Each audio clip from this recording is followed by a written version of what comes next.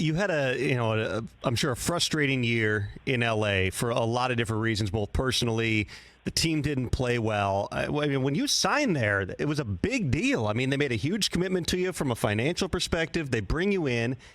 Obviously, the quarterback is a big part of that, too. Matthew gets hurt, and then, everything kind of goes downhill from there. But what happened in your mind when you go through, not just for you, but for that Rams team? Why did nothing seem to come together the way that it was supposed to? Yeah, it was tough, man. I think one of the big things were, we never really had a full, healthy group.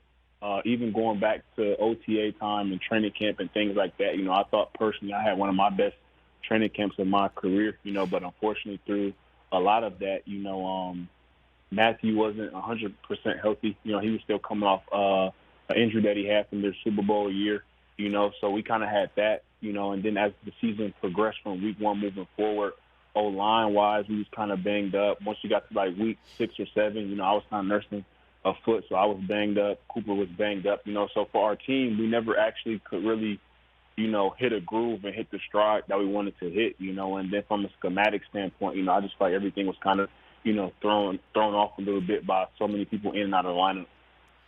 Sean McVay went through it, during and after the season too, Alan. He had to think about his future after the season. Obviously, at that point, your future is uncertain where you're going to end up. But when you think back in your mind, were there any signs throughout the course of the season that maybe, Sean was, whether it was contemplating walking away or that, just there were other things on his mind?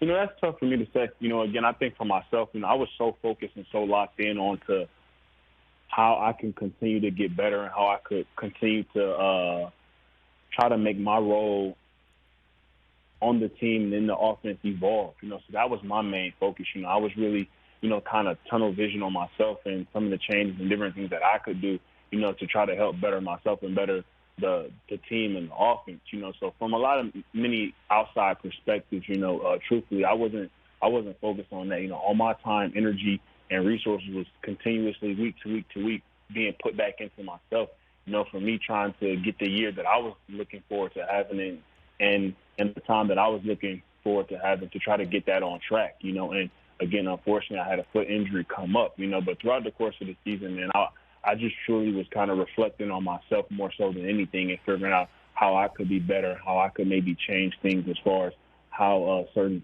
things were going in terms of myself. How are you doing health-wise now, Alan, the foot and everything else?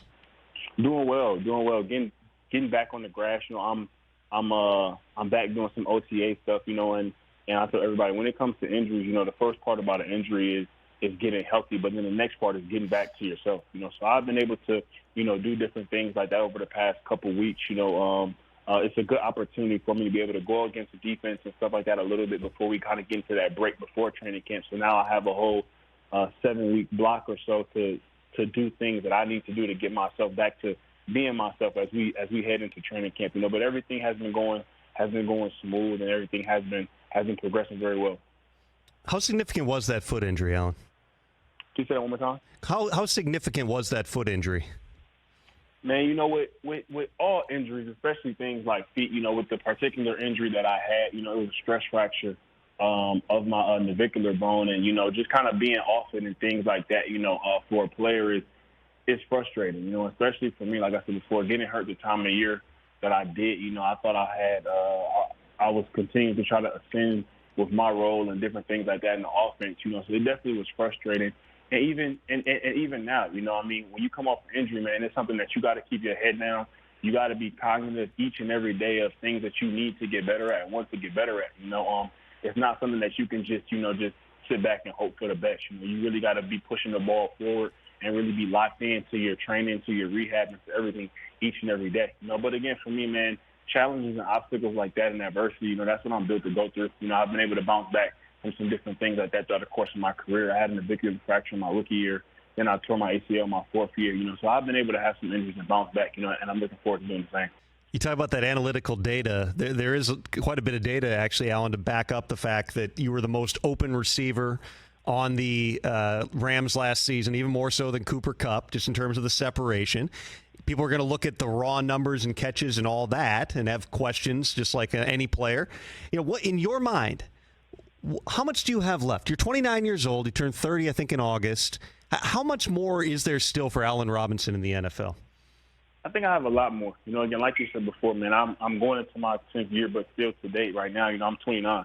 So I haven't broke 30 yet, which I will this year. But again, for me, how I approach my off season, how I approach my in season, and different things like that, I've learned to be able to improve in the areas that I need to and learn it, and I've learned how to do that.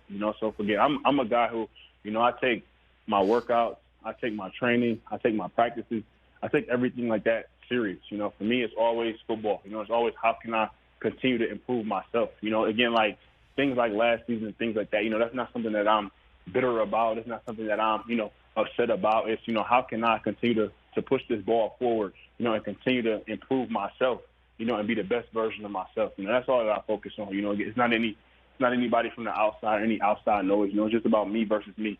How can I continue to get better and continue to improve? Catch the Rich Eisen Show every single day on the Roku channel, 12 to 3 Eastern, for free.